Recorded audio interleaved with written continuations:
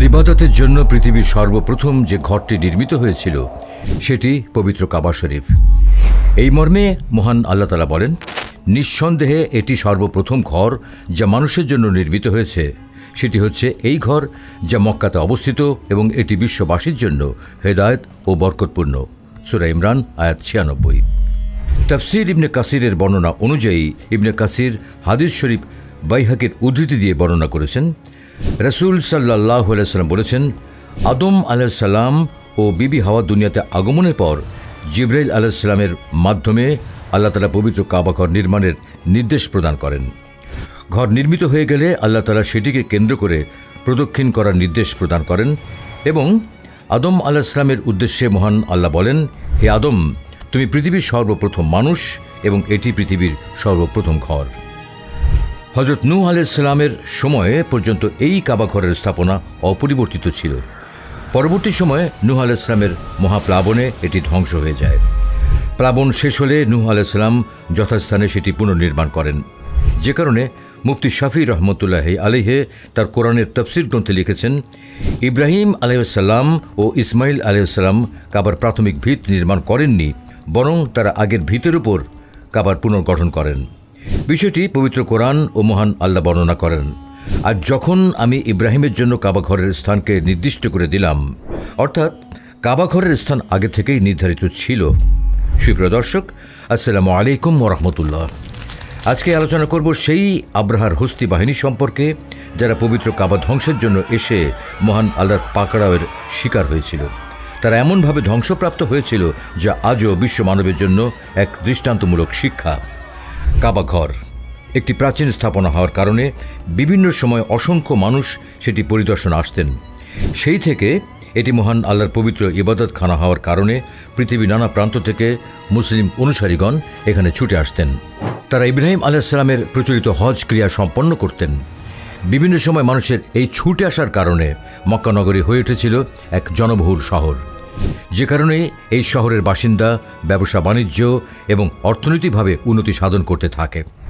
মক্কা নগরীর অধিবাসীগণ অর্থনৈতিকভাবে সমৃদ্ধশালী হয়ে ওঠে, যে কারণে নগরীটি ইয়েমেনের শাসক সহ বেশ কয়েকটি পার্শ্ববর্তী শাসকদের নজর কাড়ে। সে সময় ইয়েমেনের গভর্নর হিসেবে নিযুক্ত ছিলেন আব্রাহা, যার পুরো নাম ছিল আব্রাহা সাওয়া হাবশি। সে নাজ্জাশী সম্রাট হাবশের পক্ষ থেকে ইয়েমেনের গভর্নর রূপে নিযুক্ত ছিল। সে ছিল সেই সময়ের শক্তিশালী শাসকদের মধ্যে একজন, যার দূরদর্শিতা ও ভয়ে পুরো আরবে চর্চা ছিল। আব্রাহা যখন লক্ষ্য করল এই কাবা শরীফকে কেন্দ্র করে আরববাসীগণ পবিত্র হজ পালন করছে এবং সেই সাথে বিশ্বের নানা দেশ থেকে মহান আল্লাহর প্রতি আত্মসমর্পণকারী মানুষও এখানে জমায়েত হচ্ছে, যে কারণে তাদের অর্থনৈতিক অবস্থা সমৃদ্ধির পাশাপাশি এক সুমহান পরিচিতিও লাভ করেছে।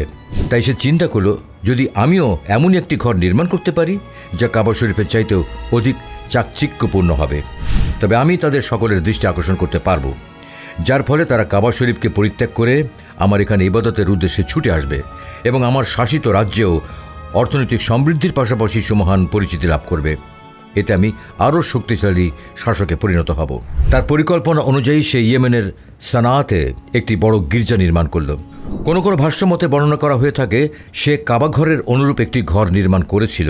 তবে তাফসিরে আহসানুল বায়ান, তাফসির ইবনে কাসির, ইবনে হিশাম আর রাহিকুল মাখতুম, তাফসিরে মারিফুল কোরআনের মতো প্রসিদ্ধ গ্রন্থগুলোতে গির্জার বিষয়টি উল্লেখ পাওয়া যায়।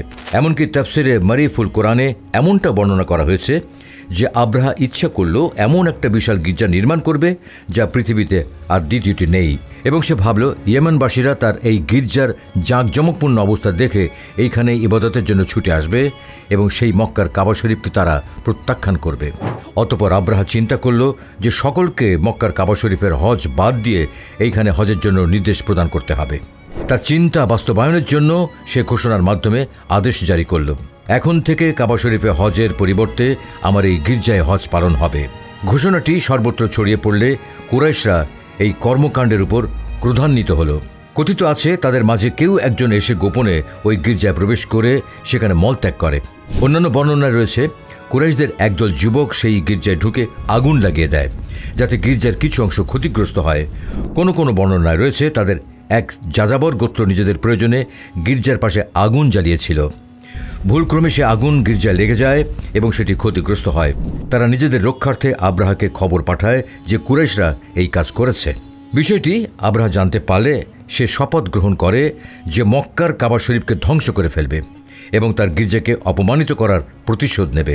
যথারীতি আব্রাহা কাবা আক্রমণের জন্য বিশাল এক সৈন্যবাহিনী প্রস্তুত করল।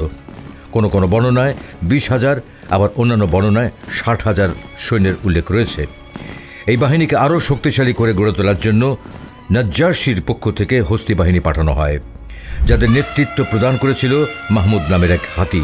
ইবনু কাসিরের বর্ণনা মতে এই কারণে হাতি বাহিনী সৈন্যবাহিনীর মধ্যে সামিল করা হয় যে হাতির পায়ে শিকল বেঁধে অন্য প্রান্ত কাবাঘরের দেয়ালে বেঁধে হাতিকে হাঁকিয়ে দেওয়া হবে, যাতে করে কাবাঘর পুরোপুরি উপড়ে যায়। অতঃপর পরিকল্পনা অনুযায়ী আব্রাহা তার সুসজ্জিত সৈন্যবাহিনী নিয়ে বেশ কয়েকটি বাধা অতিক্রম করে মক্কার তীরবর্তী অঞ্চল মোগামাস নামক স্থানে গিয়ে পৌঁছাল। আব্রাহার খবর শুনে মক্কার অনেক অধিবাসীরা তাদের স্থান পরিত্যাগ করল। আব্রাহাও তার সৈন্যবাহিনী মোগামাস অবস্থান করে আশেপাশের চারণভূমি থেকে মক্কাবাসীদের কিছু সংখ্যক উট ও পশু জব্দ করল। এই পশু এবং উট দখলকারী নেতার নাম ছিল আসওয়াদ ইবনে মাসুদ।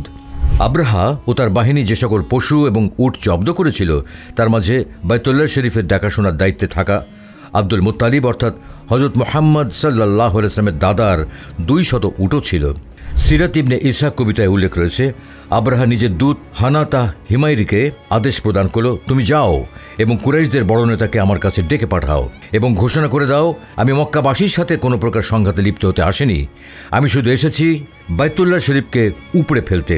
তবে যদি মক্কাবাসীরা আমার এই কাজে বাধা প্রদান করে তবে বাধ্য হয়ে তাদের সাথে আমাকে সংঘাতে জড়াতে হবে। সুতরাং তারা যেন আমার এই কাজে বাধা প্রদান না করে। মুসলমানদের বীরত্ব এবং ঐতিহ্যের অজানা ইতিহাস জানতে সিটিভি বাংলা চ্যানেলটি সাবস্ক্রাইব করে আমাদের অনুপ্রাণিত করবেন। সেই সাথে কমেন্ট বক্সে আপনার মূল্যবান মতামত জানাবেন। বলে রাখা ভালো, সেই সময়ে আরব ইতিহাসকে লিপিবদ্ধ করার মাধ্যমে ছিল কবিতা। হানাতা মক্কায় গেল এবং মক্কাবাসীদের একত্র করে আব্রাহার সংবাদ পৌঁছালো এবং মক্কাবাসীদের সাথে কথা বলে হানাতা বুঝতে পারল মুত্তালিব ইবনে হাশিমি মক্কার বড় নেতা এবং বাইতুল্লাহ শরীফের মুতাওয়াল্লি। অতঃপর সে আব্দুল মুত্তালিবকে বলল, আপনাকে আমার সাথে বাদশার কাছে যেতে হবে, কেননা তিনি আপনাকে ডেকে পাঠিয়েছেন। আব্দুল মুত্তালিব হাতানার সঙ্গে তাদের বাদশা আব্রাহার কাছে পৌঁছালেন। ইবনে কাসিরের বর্ণনা মতে আব্দুল মুত্তালিব এতটাই সুদর্শন ও সুঠাম দেহের অধিকারী ছিলেন, তাকে দেখা মাত্র যে কারো মনে শ্রদ্ধার জন্ম নিত। আব্দুল মুত্তালিব আব্রাহার কাছে পৌঁছালে আব্রাহা তার সিংহাসন থেকে নেমে আব্দুল মুত্তালিবের কাছে জানতে চায় যে আব্দুল মুত্তালিব কি চায়। অতঃপর আব্দুল মুত্তালিব বলেন, হে বাদশাহ, আপনি আমার যে 200 উট জব্দ করেছেন আমি সেই উটগুলো ফেরত নিতে এসেছি। আব্দুল মুত্তালিবের কথা শুনে আব্রাহা অবাক হয়ে গেল। সে বলল, আমি একটু পরে বাইতুল্লাহ ধ্বংস করতে যাচ্ছি, যে বাইতুল্লাহর মোতাওয়াল্লি হিসেবে তোমাকে নিযুক্ত করা হয়েছে। এমত অবস্থায় তুমি এই বাইতুল্লাহ রক্ষার কথা চিন্তা না করে তোমার 200 উট আমার কাছে চাইতে এসেছ? তোমার পূর্বপুরুষদের ধর্ম ও তোমাদের ইবাদতখানার প্রতি কি তোমার কোনোই কর্তব্য নেই? অথচ আমি যে তোমাদের এই ইবাদতখানা ধ্বংস করতে এসেছি, তোমরা কি এটি রক্ষার্থে কোনোই পদক্ষেপ গ্রহণ করবে না? জবাবে আব্দুল মুত্তালিব অত্যন্ত সাহসিকতার সাথে বললেন, এই বাইতুল্লাহ শরীফের মালিক আমি নই, এটি রক্ষার দায়িত্ব আমার নয়। আমি তো সবেমাত্র এটি দেখাশোনার দায়িত্ব পালন করি, তবে এটি যার ঘর তিনি রক্ষা করবেন, অর্থাৎ এটি মহান আল্লাহ তাআলার পবিত্র ঘর এবং তিনি এটি রক্ষাকারী। তবে এই উটগুলো আমার, এগুলোর মালিক আমি, সুতরাং এই উটগুলোকে রক্ষার দায়িত্ব কিন্তু আমার, তাই আমি এই উটগুলোকে নিতে এসেছি। আব্দুল মুত্তালিবের কথা শুনে আব্রাহা বলে উঠল, আজকে এই কাবাকে কেউ আমার হাত থেকে রক্ষা করতে পারবে না, আমি এটি ধ্বংস করেই ছাড়ব। অতঃপর আব্দুল মুত্তালিব তার উটগুলো নিয়ে ফিরে আসলেন এবং এসে তিনি মক্কাবাসীকে বললেন, তোমরা সবাই মক্কা নগরীকে খালি করে দাও এবং পাহাড়ে গিয়ে আশ্রয় নাও। অতঃপর আব্দুল মুত্তালিব কুরাইশদের বিশিষ্ট কয়েকজন ব্যক্তিকে সঙ্গে নিয়ে কাবাগৃহের দরজার আংটা ধরে মহান আল্লাহর কাছে কাবাগৃহ রক্ষার জন্য ফরিয়াদ করলেন। আব্রাহাও তার সৈন্যদের হাত থেকে পবিত্র কাবা শরীফকে রক্ষা করার জন্য আব্দুল মুত্তালিব যে দোয়াটি করেছিলেন সেটি হলো, আমরা জানি প্রত্যেক গৃহের মালিক তার গৃহটি রক্ষা করে এবং এটি আপনার গৃহ, সুতরাং আপনি এটা রক্ষা করুন। নিশ্চয়ই তারা ষড়যন্ত্রকারী, তবে আপনার ষড়যন্ত্র তাদের চাইতে অতি উত্তম এবং আপনি এটি ভোর হবার পূর্বেই নিশ্চিত করুন। অতঃপর আব্দুল মুত্তালিব দোয়া শেষে কাবাগৃহের দরজায় কড়া ছেড়ে তার সঙ্গীসমূহ নিয়ে পর্বতসমূহের চূড়ায় উঠে আশ্রয় গ্রহণ করেন। পরদিন সকালে আব্রাহা ও তার সৈন্যবাহিনী পবিত্র ঘরকে ধ্বংস করার উদ্দেশ্যেই প্রস্তুতি নিল। তাদের হাতিসমূহকে সজ্জিত করা হলো। সৈন্যদের মাঝে আক্রমণের নির্দেশ এলান করে দেওয়া হলো। সকলে প্রস্তুত কাবাগৃহের প্রতি আক্রমণের জন্য। এমন সময় তাদের সঙ্গে থাকা হাতি মাটিতে বসে পড়ল। তারা অনেক চেষ্টা করলো হাতিকে দাঁড় করানোর। প্রয়োজনে তারা হাতির উপরে প্রহার শুরু করলো, তবুও হাতি কাবাঘরের দিকে অগ্রসর হলো না। পরীক্ষা করার জন্য তারা হাতিকে ইয়েমেনের দিকে মুখ করল। তখন হাতিগুলো চলতে শুরু করলো।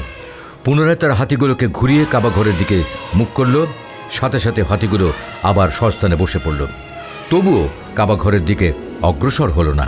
অতঃপর সমুদ্রের দিক থেকে এক ঝাঁক পাখি কালো মেঘের মতো তাদের দিকে উড়ে আসলো। তাদের প্রত্যেকের ঠোঁটে ও দুই পায়ে মোট 3টি করে পোড়ামাটির কঙ্কর ছিল, এবং সেই পাখিগুলো আব্রাহা ও তার বাহিনীর উপর পাথরগুলো নিক্ষেপ করেছিল, যার ফলে আব্রাহা ও তার বাহিনী পুরোপুরি ধ্বংস হয়ে যায়।